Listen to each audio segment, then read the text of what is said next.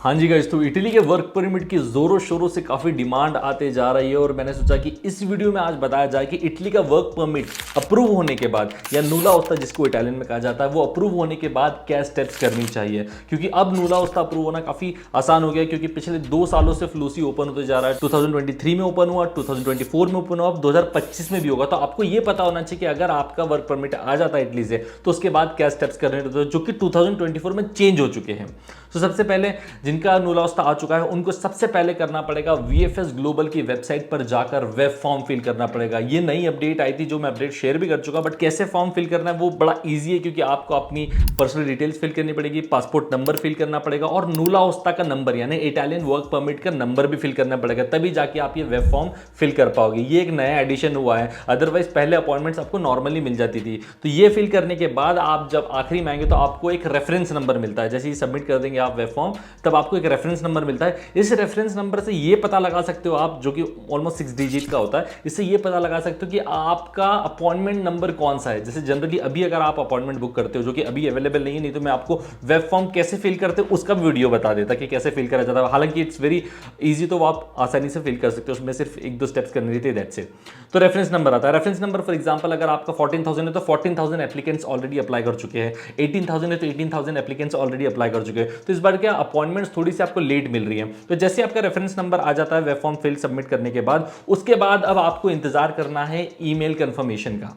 अच्छा, email confirmation में ये होने वाला है कि आपको एम्बेसी ईमेल पे कंफर्म करेगी, जो भी ईमेल एड्रेस आप वहां पर पुट करोगे, कि आपकी अपॉइंटमेंट किस तारीख पर है और किस टाइम पर है। वीजा अपॉइंटमेंट यहां पर डायरेक्टली नहीं मिल रही है, आपको वेट करना पड़ेगा एम्बेसी की तरफ से जो ईमेल आएगा उसमें।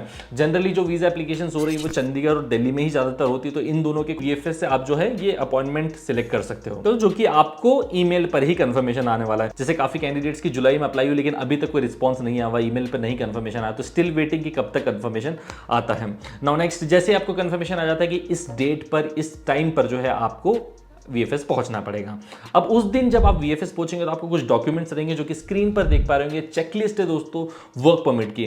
अगर आपका सीजनल वीजा होगा तो आपका सी स्टैक फॉर्म भी लगेगा, सीजनल नहीं होगा 1 ईयर वाले पेपर होंगे तो उस केस में आपको जो है नॉर्मली ये सारे डॉक्यूमेंट्स सी स्टैक नहीं लगेगा और बाकी सारे डॉक्यूमेंट्स लगने वाले हैं। एम्प्लॉयर की तरफ से जो डॉक्यूमेंट्स लगने वाले मेनली वो होता है आपका सबसे पहला नूला ओस्ता जो आपसे शेयर होना चाहिए, दूसरा होता है उनकी आईडी, एम्प्लॉयर की आईडी, और तीसरा होता है एम्प्लॉयमेंट कॉन्ट्रैक्ट। ये 3 डॉक्यूमेंट्स तो मेन होने चाहिए और इसके साथ में अगर हाउसिंग का भी आपको कॉन्ट्रैक्ट मिल जाता है कि कहां पर आपका अकोमोडेशन होगा तो वो और एड ऑन एडवांटेज हो जाता है। तो ये 4 डॉक्यूमेंट कहने के आपको एम्प्लॉयर की तरफ से चाहिए रहेंगे। बाकी आपका पासपोर्ट रहेगा, ट्रैवल इटिनरी प्रिपेयर होगी, इंश्योरेंस रहेगा, सो ऑन। बस ये तो बेसिक चीजें जो हर वीजा में हम अप्लाई करने के टाइम पर लगाते हैं। ये डॉक्यूमेंट्स जैसे आपके हो जाते हैं, इंटरव्यू ऐसे आपका कोई होने वाला नहीं है। फिर उसके बाद आपको अप्रॉक्सीमेटली 1 मंथ का इंतजार करना पड़ेगा आपके वीजा आने तक का।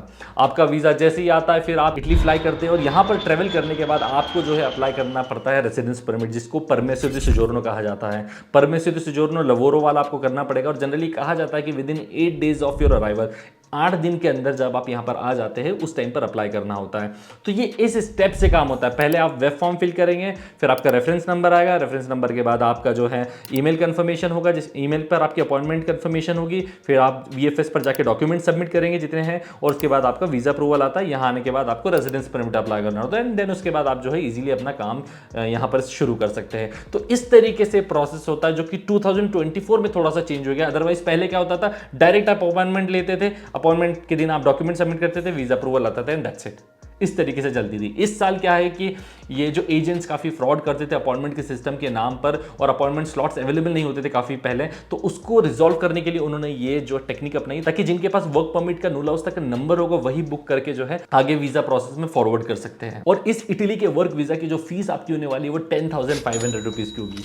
यहाँ पर इसके पहले अगर आप पूछोगे तो कोई चार्ज नहीं लगता। आप जब नूला ओस्ता अप्लाई करोगे, जब वर्क परमिट के लिए अप्लाई करोगे तो ऐसा कोई चार्ज नहीं लगता है, सिर्फ और सिर्फ आपके वीजा के उसमें चार्ज लगने वाला जो कि 10,500 का होगा। तो इवेंचुअली आप कह सकते हो कि अगर किसी भी एजेंट या किसी भी वर्क परमिट खरीद के नहीं जा रहे हो तो उस केस में आपको सिर्फ 10,500 और इसके अलावा इंश्योरेंस और फ्लाइट टिकट्स वगैरह का खर्चा होगा, दैट्स इट। ये भी नहीं होगा नहीं तो अगर पूरा एम्प्लॉयर आपको स्पॉन्सर कर रहा है तो यही चीज़ें थी कि मैंने एक बार स्टेप्स बताई जाए। और अगर इसके अलावा भी आपको लगता है कि कोई वीडियो आपको किसी स्पेसिफिक निश पर चाहिए, टॉपिक पर चाहिए, तो वो आप मेंशन कर सकते हैं कमेंट्स में।